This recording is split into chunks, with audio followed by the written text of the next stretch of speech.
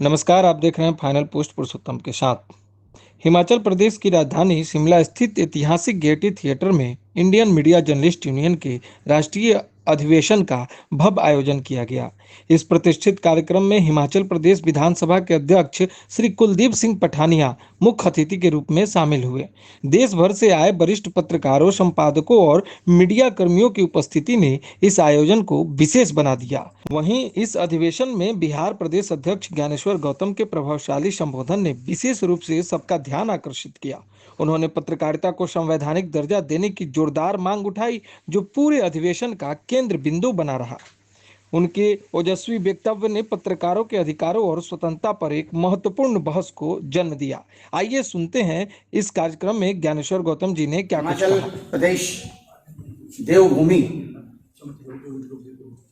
के इस पावन धरती पे मैं बिहार की ओर से यहाँ के जो माननीय अध्यक्ष हैं बिहार हिमाचल विधानसभा के, मैं उनका स्वागत करता हूँ। साथ ही हमारे जो माननीय अध्यक्ष हैं बालाजी भास्कर, मैं उनका भी स्वागत करता हूँ, और जितने भी साथी हमारे मंच पर बैठे हैं उनका।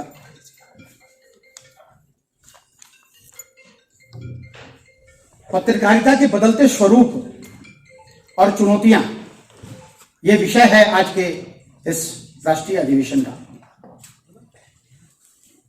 हमारे बीच यहां पत्रकार साथी बैठे हैं। कल हम लोग चंडीगढ़ में हम लोगों ने अपना आयोजन किया था, और वहां पे भी जो चर्चाएं हुई,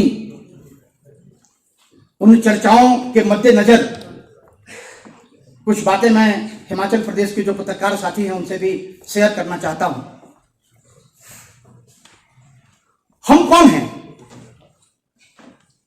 जितने भी लोगों से आप पूछें, सब ये कहता है कि ये पत्रकारिता चौथा स्तंभ है। तो क्या वाकई हम चौथा स्तंभ हैं? मैं आदरणीय अध्यक्ष महोदय का ध्यान इस ओर आकृष्ट करना चाहता हूं। महात्मा गांधी ने एक शब्द दिया था, अंतिम जन। क्योंकि मैं चंपारण की धरती से आता हूं, अंतिम जन का मतलब है कि देश का वैसा व्यक्ति जो सबसे निचले पायदान पे है। तो देश के सबसे निचले पायदान पर बैठा हुआ जो व्यक्ति है, उससे लेकर सत्ता के शीर्ष तक बैठा हुआ जो व्यक्ति है, उसको अगर अपनी बातें कहनी हो तो वो किसे बुलाता है? पत्रकारों को बुलाता है। आज हिमाचल प्रदेश के आदरणीय मुख्यमंत्री को भी कोई बात अगर कहनी होगी तो प्रेस कॉन्फ्रेंस ऑर्गेनाइज करेंगे, और प्रेस कॉन्फ्रेंस के माध्यम से अपनी बात जनता तक पहुंचाने का काम करेंगे। लेकिन जब हमारी बात आती है, जब पत्रकारों की बात आती है, तो सब चुप हो जाते हैं।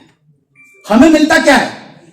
10,000, 20,000, 25,000 का पेंशन। क्या उस पेंशन से हमारे घर की रोटियां चलेंगी? मैं पिछले 7 वर्षों से मैं लगातार इस मिशन में लगा हूं कि पत्रकारिता को भी संवैधानिक दर्जा मिलना चाहिए। संवैधानिक दर्जा से उद्देश्य हमारा यह है कि पत्रकार, जिस तरीके से हम चौथा स्तंभ हैं, जिस तरीके से कार्यपालिका, विधायिका और न्यायपालिका काम करती है, उसी तरीके से पत्रकारिता भी काम करे।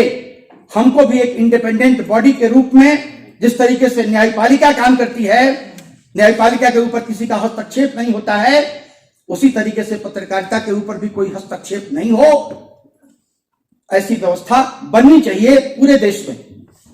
आज हिमाचल प्रदेश के संवैधानिक प्रमुख आदरणीय पठानिया जी हमारे बीच हैं, और मैं उनसे करबद्ध प्रार्थना करता हूं, हिमाचल प्रदेश को सर ऐसा राज्य, पहला राज्य बना दिया जाए जहां पत्रकारों को संवैधानिक दर्जा मिले। और मुझे लगता है कि अगर हिमाचल प्रदेश देश का पहला राज्य इस तरह का बन जाए तो आपका नाम इतिहास में सबसे ऊपर लिखा जाएगा कि हिमाचल प्रदेश ने पत्रकारों को संवैधानिक दर्जा दिया। आज हमारे बीच कितनी चुनौतियां हैं। आज सोशल मीडिया के माध्यम से हमको रेगुलेट करने की कोशिश की जा रही है।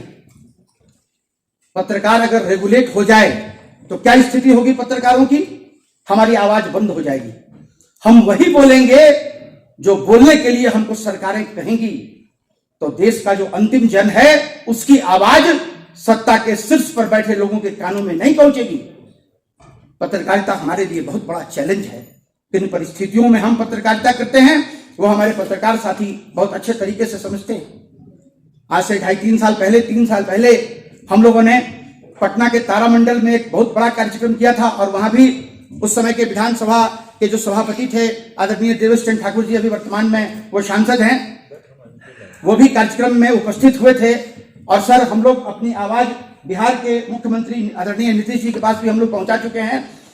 देश का कोई भी ऐसा राज्य नहीं है जिस राज्य में शीर्ष पर बैठे जो लोग हैं वहां तक हमारी आवाज नहीं पहुंची है। मैं उदाहरण के तौर पर कुछ बातें सर बताना चाहता हूं। आवाजें दबा दी जाती हैं। आज देख लीजिए, आज तक पे एक कार्यक्रम आता था दस्तक, रात में 10 बजे प्रस्तुत करते थे पुण्य प्रसून वाजपेयी। सरकार से प्रश्न किया, हाशिए पे हटा दिए गए। एनडीटीवी में आवाज उठाता था रवीश कुमार, हटा दिए गए। अभिषार शर्मा, हटा दिए गए। और जिन्होंने सोशल मीडिया के माध्यम से या इलेक्ट्रॉनिक मीडिया के माध्यम से अपनी आवाज को बनाने का प्रयास भी किया, वैसे लोगों की हत्या हो गई।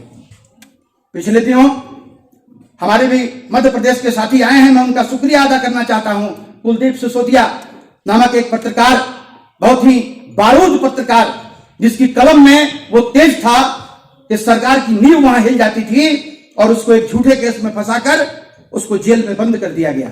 लेकिन वहां के पत्रकारों ने एकजुटता दिखाई और 24 घंटे के अंदर में सरकार को संज्ञान लेना पड़ा। जिस एसओचओ ने उस पत्रकार साथी को गिरफ्तार किया था, उसको लाइन हाजिर करते हुए सम्मान के साथ पत्रकारों को उस कुलदीप सिसोदिया को बाहर निकाला गया। मैं भोपाल के पत्रकार साथियों का स्वागत अभिनंदन भी करता हूं। सोशल मीडिया के माध्यम से हमने बधाई भी उनको दी। सबसे बड़ा विषय यही है, क्या सचमुच चौथे स्तंभ के तौर पर हमको मान्यता है? जितनी जानकारी मुझे है, भारत के संविधान में आर्टिकल 19 के तहत एक आम व्यक्ति को जो अधिकार है वही अधिकार पत्रकारों को भी है। हम पत्रकारिता की पढ़ाई करते हैं, लेकिन हम नौकरी कहां करते हैं? हम नौकरी करते हैं उस कॉर्पोरेट घराने में जहां से हमको रेगुलेट किया जाता है। कॉर्पोरेट को रेगुलेट करती है सरकार और वो कॉर्पोरेट रेगुलेट करता है पत्रकार को। मैं धन्यवाद देना चाहूंगा यूट्यूब की पत्रकारिता को, जो सही मायने में पत्रकारिता करते हैं। उनके माध्यम से आज आवाजें दबती नहीं हैं। कितनों को मैनेज करोगे? पहले तो चंद अखबार हुआ करते थे, अखबारें मैनेज हो जाते थे, लेकिन आज की तारीख में खबरें मैनेज नहीं होती हैं। और मैं धन्यवाद करता हूं यूट्यूब के पत्रकारों को, जिन्होंने एक बीड़ा उठाया है कि साहब हम समाज को बदलेंगे और समाज को बदलने की दिशा में वो आगे बढ़ रहे हैं। आज देख लीजिए, सोशल मीडिया के माध्यम से जो चैलेंजेस हमारे बीच आ रहे हैं, बहुत सोशल मीडिया का जो प्लेटफॉर्म है, उस प्लेटफॉर्म पे हमको लाभ भी है और हमको नुकसान भी है। सोशल मीडिया के माध्यम से सरकार हमको रेगुलेट करने की कोशिश कर रही है।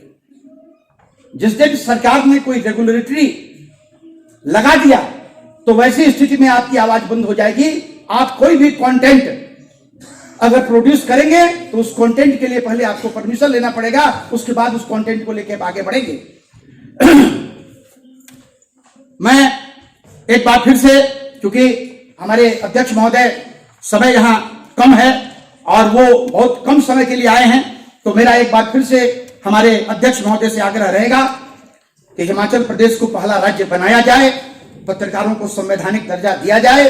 क्योंकि कार्यपालिका में जो पदाधिकारी नौकरी करते हैं उनके लिए भी एक कंपटीशन तय होता है कि साहब इस कंपटीशन से आप आगे बढ़ेंगे तो आप यूपीएससी या एचपीएससी या बीपीएससी या यूपीएससी स्टेट का जो जॉब है, बाकी जो भी रेगुलेटरी बॉडी बनी हुई है उसके माध्यम से वो कंपीट करते हैं, कंपीट करके अपनी नौकरी करते हैं।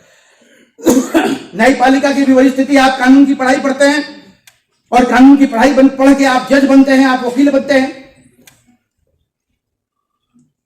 सिर्फ विधायिका में एक ये प्रिविलेज दिया हुआ है कि आप क्या पढ़ते हैं क्या नहीं पढ़ते हैं, इससे कोई मतलब नहीं है। जनता अगर आपको चुन के भेजती है तो जनता के प्रतिनिधि के तौर पर आप सत्ता में या विपक्ष में बैठने का मौका आपको मिलता है और वहां की जो आबादी है उस आबादी की आवाज आप बनते हैं।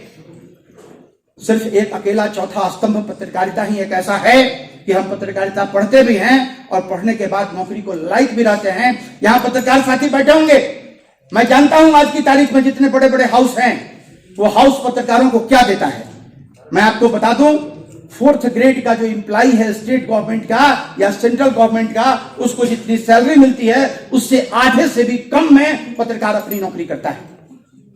ये परिस्थितियां बदलनी चाहिए, और अगर ये परिस्थितियां नहीं बदलेगी तो पत्रकारिता धीरे धीरे स्वतः समाप्त हो जाएगी। प्रयास भी इसका चल रहा है। मैं एक बार फिर से अपने आदरणीय जो अध्यक्ष महोदय हैं, आप संवैधानिक प्रमुख हैं हिमाचल प्रदेश सदन के, और मैं आपसे एक बार फिर से करबद्ध प्रार्थना करता हूं कि कृपया हमारी आवाज सत्ता के जो शीर्ष पर बैठे साथी हैं उनके बीच पहुंचावें, और पहुंचा के पत्रकारों के लिए भी एक संवैधानिक दर्जा की व्यवस्था हो सके, इसका उपाय करवावें। बहुत बहुत धन्यवाद।